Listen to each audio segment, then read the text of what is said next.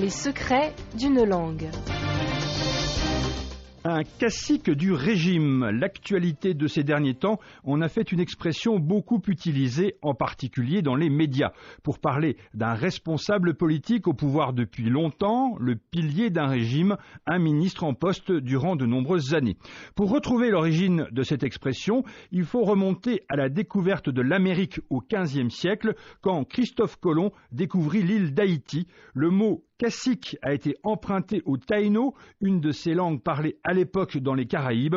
Il est rapidement passé par l'espagnol pour arriver en Europe. Un cacique était le nom donné à un chef de tribu indienne dans tous les pays de la région d'Amérique centrale, du Mexique à Cuba ou au Pérou. C'est à lui notamment qu'on s'adressait pour obtenir la libération de prisonniers. Puis, peu à peu, le sens a glissé pour évoquer l'aristocratie de ces pays des Antilles, une classe qui détenait un pouvoir économique important avant que cacique ne soit utilisé pour parler d'un notable de longue date, d'une personnalité au pouvoir depuis longtemps. Mais l'histoire ne s'arrête pas là. Par une bizarrerie du langage, c'est aussi le mot qui a été choisi dans l'argot de l'École normale supérieure de la rue d'Ulm à Paris pour désigner le premier reçu au concours d'entrée à cette prestigieuse école. Et par extension, un cacique est le premier reçu au concours de l'agrégation, quelle que soit la discipline.